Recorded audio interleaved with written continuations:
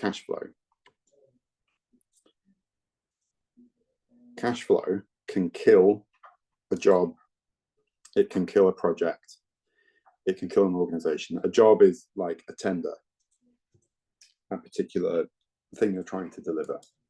You may not be able to deliver it if cash flow rears its ugly head. Now, cash flow is simply put, you haven't got the money in the bank account to pay the salaries, to buy the materials, to make the thing. You haven't, you know, if you're doing a project, you might have to wait. You have to bill in arrears. So the first 3 months, you have to deliver that and wait. You submit a report. They review the report. They review your finances. Then they pay you. And then you've only got enough money to pay for the first 3 months. So you're always running at a loss. I hate those sorts of grants. They shouldn't be allowed. You need to know, if you sign a contract for that, that you can cash flow that somehow, and you can negotiate. I'll come on to this in the next section about structures for success. But yeah, pay attention to cash flow. Cash flow can also cost, because you might need to borrow money to make it work. And once you have a signed contract, it can be quite straightforward to go to a bank and get some cash flow financing, but they'll take a percentage. You might need to factor that in as a direct cost. And over time, you might build up a relationship with the bank and have an overdraft or something. NGOs generally aren't allowed to have overdrafts or to take on debt.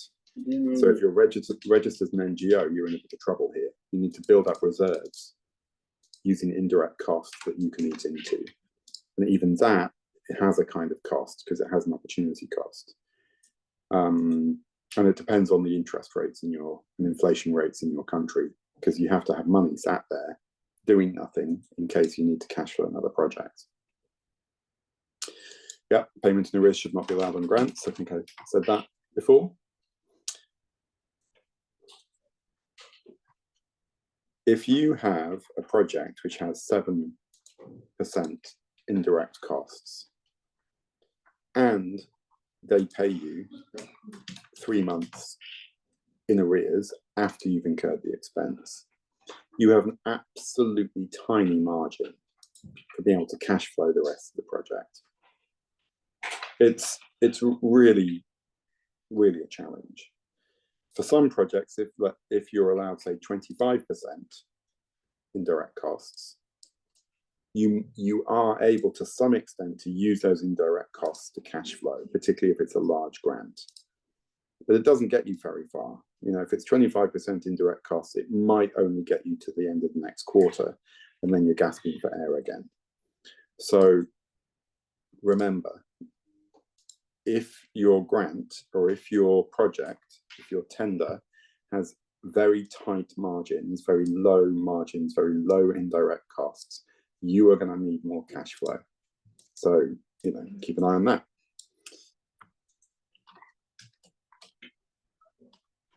Do not cash flow one project with another project if you're in an NGO. It's really hard not to do this, because often the funds all go into one bank account. So you need to have a really hot finance team to be keeping an eye on this. But yeah, just be really, really careful. Some donors call this commingling of funds, and it can lead you into some pretty tough territory. This is particularly where the funds are restricted.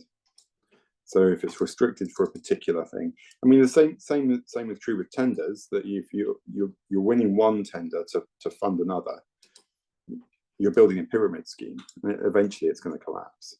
The same thing happens with grants.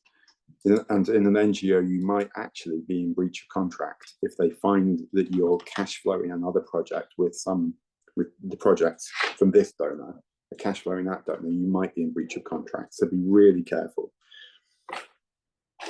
But I have had to do it before, and This is largely because of an inability to keep track of, to keep pace with the cash flow requirements from donors. So it's really, really hard. I'm trying to think if there's anything else I can say about that.